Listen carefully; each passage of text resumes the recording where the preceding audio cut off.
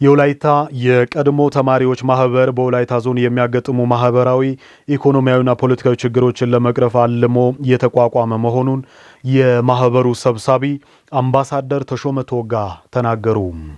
የማህበሩ መመስረት ህብረተሰቡን ተጠቃሚ የሚያደርጉ ስራዎችን ለማጠናከርና መንግስት በፋይናንስም ሆነ በሀብት ሊሸፍናቸው የማይችላቸውን የልማት ክፍተቶችን ለመሙላት ከፍተኛ አስተዋጽኦ እንደሚኖረው የወላይታ ዞን ዋና አስተዳዳሪ ረዳት ፕሮፌሰር ሳሙኤል ተሰማ አስታውቀዋል። ማህበሩ የምክክር መድረክ በወላይታ ሶዶ ከተማ አካሂዷል። በጉዳዩ ላይ አዲስ ዓለም ሞገስ ተጨማሪ ይዟል። የቀድሞ የወላይታ ተማሪዎች ማህበር ሰብሳቢ አምባሳደር ተሾመ ቶጋ በምክክር መድረኩ ላይ እንደተናገሩት ማህበሩ በዋናነት በዞኑ የሚያጋጥሙ ማህበራዊ ኢኮኖሚያዊና ፖለቲካዊ ችግሮችን ለመቅረፍ አልሞ የተቋቋመ ነው። ማህበራዊና ኢኮኖሚያዊ ችግሮችን በተመለከተ ምንድነው እኛ ማበርከት የምንችለው ምንድነው እኛ ኮንትሪቢዩት ማድረግ የምንችለው የሚለው ሶስተኛው ነው። ይሄን ወደ ኋላ ስትራቴጂክ እቅዱንና ብራንዲንግ የሚያቀርቡ የቦርድ አባላት በደንብ ይሄዱበታል ብዬ አስባለሁና እነዚህን ሶስት ዓላማዎች ነው አሁን ከሶስቱ ዓላማዎች ሁለቱ ላይ በተለይ ሶስተኛው ላይ ተመስርተን የሚቀርቡ ፕሬዘንቴሽኖች ስላሉ እሱን መድገም አልፈልግም። በመድረኩ የተገኙት የወላይታ ዞን ዋና አስተዳዳሪ ረዳት ፕሮፌሰር ሳሙኤል ተሰማ የማህበሩ መመስረት በዞኑ ህብረተሰቡን ተጠቃሚ የሚያደርጉ ልማቶችን ለማጠናከር እንደሚረዳ ገልጸዋል። አክለውም መንግስት ብቻውን ሊሸፍናቸው የማይችላቸውን ክፍተቶች ለመሙላት ማህበሩ ከፍተኛ ሚና እንደሚኖረው ተናግረዋል። በዚህ አንድነታችን የምናሳይበት እንደዚህ ስንሰበሰብ እንደዚህ ስንመካከር አስተያየት ስንሰጥ እንደዚህ ቢሆን ይሻላል ብለን መንግስት መሸፈን የማይችልባቸውን የተለያዩ የልማት ክፍተቶችን በሚሞላ መልክ በመመካከር የምንሰራው ነው የሚሆነው።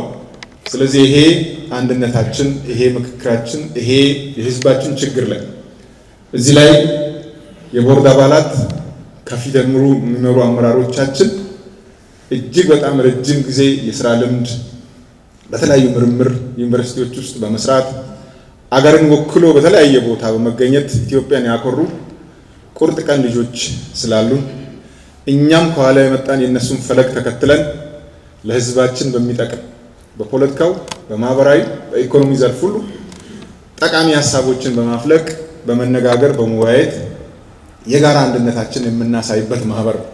የወላይታ ሶዶ ከተማ ከንቲባ ወይዘሮ ታገኝ ኃይለ ማርያም ባስተላለፉት መልእክት የማህበሩ ቀጣይ ፕሮጀክቶች ለሁለንተናዊ እድገት ወሳኝ በመሆናቸው ማህበሩ እስኪጠናከር ድረስ የከተማ አስተዳደሩ አስፈላጊውን ድጋፍ ሁሉ እንደሚያደርግ አረጋግጠዋል። እንደ እቅድ ይዞ የመጡትን ከመንግስት አጠቃላይ ፖሊሲ ስትራቴጂ ጋር በማቀናጀት በከተማችን አጠቃላይ ለወላይታ በሚጠቅም ጉዳይ ላይ ልማት ማህበሩ የሚሰራው አለ። ከሱ ጋር ጎን ለጎን አድርገን እኛም እንደ ከተማ ከያዝናቸው እቅዶች ጋር በማስተሳሰር ለወላይታ ህዝብ የሚጠቅም ጉዳይ ላይ ሁሉ በመተባበር እቅዳቸው ሁሉም እንዲሳካ የበኩላችንን አስተዋጽኦ እናደርጋለን። የማህበሩ የቦርድ አባላት በሰጡት አስተያየት ለአካባቢው እድገት መፋጠን በጋራና በእንደዚህ አይነት የአንድነት መንፈስ መቆም አስፈላጊ መሆኑን ጠቅሰው ለተቀመጡት ዓላማዎች ስኬት የድርሻቸውን እንደሚወጡ ገልጸዋል።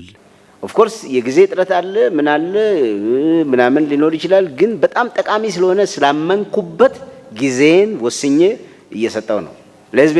እኔም የምሰራው በእጄም ያለው ስልጣን ለህዝብ ማገለግልበት ነው። ይሄም ለህዝብ ጠቀሜታ ያለው ስለሆነ I have to share my time ብዬ ነው የመጣሁት። ከኔም ከፍ ያሉ ሰዎች በዚህ ደረጃ አስበው የመጡ ይመስለኛል። ስለዚህ መደራጀት በማህበር መደራጀት ህገ መንግስታዊ ሆኖ ሲያበቃ ጠቀሜታውን አይተን የተሰባሰብን በጋራም ደግሞ ቆመን መስራት ያለብን ይመስለኛል። አሰባሳቢ እኮ የሆነ ፕላትፎርም ያስፈልጋል። ስለዚህ በዚህ ጋር ተገናኝተን ብዙ ነገር ሳትሰባሰብ ወይ ሳትደራጅ ድርጅት ምንለው ያው እሷ አሁን ፓርቲ ምናምን ድርጅት መደራጀት የሚባለው እኮ በቃ የሆነ የሚያገናኝን ስቲሪንግ የሆነ እንትን ይፈልጋል። ኔትወርክ ሊኖረን ይገባል። ስትራክቸር ሊኖረን ይገባል። የውስጣችን እንድናወራ የመንግስት የቢሮክራቲክ የሆኑ ነገሮች እንደነበሩ የፓርቲ ስርዓትም እንደነበረ ስለ አካባቢው ስለ እኛነታችን የምናወራበት የራሳችን የሆነ ፕላትፎርም ያስፈልጋል። በእኛ በኩል ምናልባት መተጋገዝ ያለብን ነገሮችን ከክቡር አስተዳዳሪያችንም ጋርም ባለፈው በነበረው በመጀመሪያ መድረክ ላይ ያው በሌሎች ነገሮች መገኘት አልቻልንም። ቅድም እንደተባለው ግን አሁን ባለው ኤል ብናሰፋ መጠቀም የምንችልባቸው በጣም ሰፊ አማራጮችን የያዘ ሀሳብ ነው ብዬ የምወስደው።